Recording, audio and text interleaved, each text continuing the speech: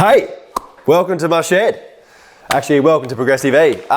So we're doing a quick mini review today on a pre-production version of the Ebmx upgraded rear 220 brake kit. So basically haven't even unboxed it yet. So here we go.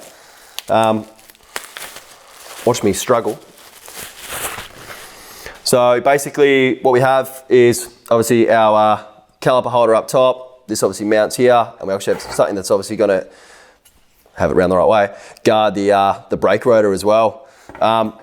Nice piece of aluminum or aluminium, however you want to say it, and where you're from. Feels fairly solid. Yeah. So also what's included is a 220mm rotor for the rear.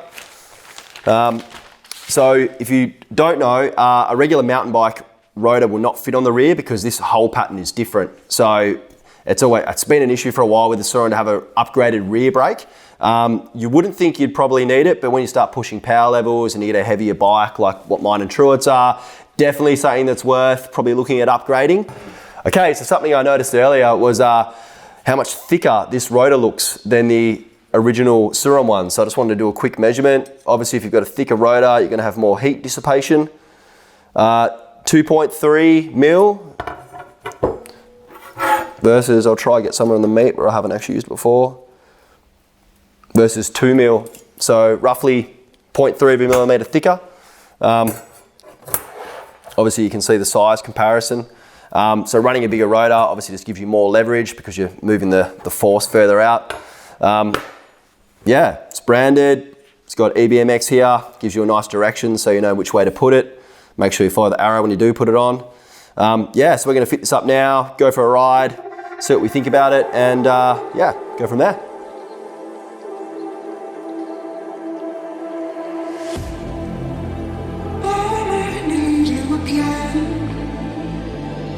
So stick around.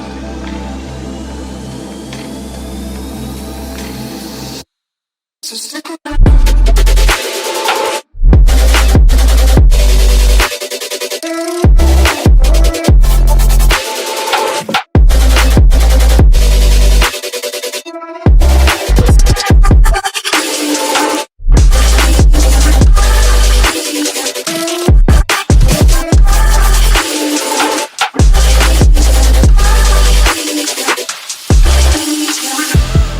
Jared, Yeah. what are we doing? Well, we're putting a rotor on. I'm pretty sure I don't need to show anyone how to put 6 bolts in, but undo them first, preferably with a rattle gun or something that doesn't make you do all the work. Then put them in, put a little bit of Loctite on them. If they don't have any Loctite left on them, I hope you put that in there. Yeah, no, that's going in there, mate. Yeah. When you let your brain go. And then obviously do them up. Probably recommend to finish them by hand. Actually, definitely recommend to finish them by hand. I can't do that because I broke my hex drive or star drive. Torx bit. You broke your Torx bit, didn't you, mate? I did, yeah.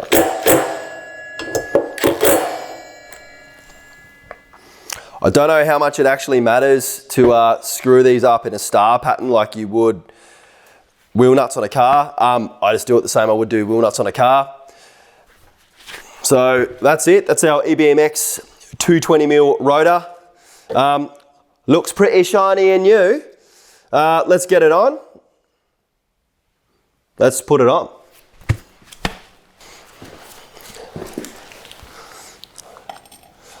So one thing I'm going to do now is basically get this part seated. It has a slot in it over here that'll sit in this section here. So I normally run a bit of lube in this section on the swing arm, just so as this sits in here, it just has a bit of lube to slide on. I mean, you ask mum and dad, you ask anyone, bit of lube never did anyone any bad, really. Okay, so because I'm running the Warp 9 rear axle bolt, I've noticed that when I try thread this through, the thread does fit through, but the bolt does not. So I'm assuming it's just a bit of powder coat here.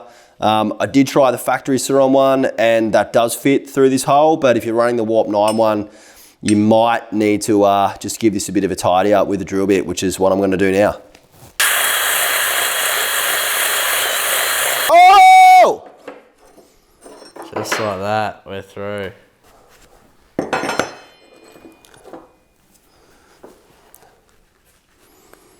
It's always a glorious day when it goes through, Jared. Oh, it's always a glorious day when it goes through. Yeah.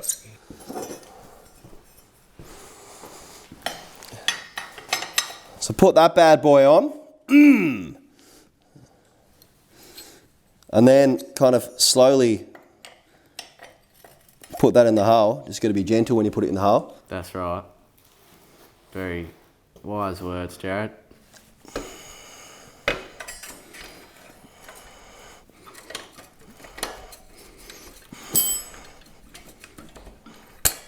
Yep, that's how it goes. Yep, that's it. Just Yep. get it. Yep. There you go, give it a whack. Yep. I think you might need some more lube, Jared. Probably It's a bit do. rough. Yeah. Oh! Send Yeah, it. She's in. Right. There we go. I mean, me and Truett weren't joking before when we were talking about that lube. Like, no one's going to complain.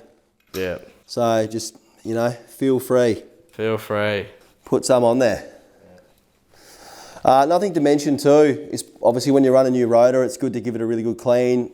Like a brake cleaner would be good. Just make sure it's all wiped off afterwards. I mean, I guess you could use something like Windex or something that actually will remove oil. Yeah, no. Truett doesn't like actually putting any kind of grease anywhere near mountain bike brakes, but do with what you wish. So Truett believes that mountain bike brakes are sacred and made of materials that have feelings. Yeah, I've just glazed a lot in my past by spraying them with shit that you meant to spray with, and they just end up stuffing up. I mean, your mileage may vary, but I just like to not get them anything near them in the first place, other than water. So if you've ever wondered what's in a brake pad, Truett, we're in a sintered pad. Herbs and spices, Jared. The 11 herbs and spices. That's Yeah. what I heard they put in them. Yeah. So just going to put these in loosely for now. Okay, so the J-Rad chain tightening hack for the Sur Ron might not work for anything else. Basically get a set of vernier calipers, get your chain roughly where you want it on this side. Basically open them up to where you want them. And so you've got a nice grip point in there. Then tighten your calipers, and then you can basically go on the other side and get the exact same measurement. Precision.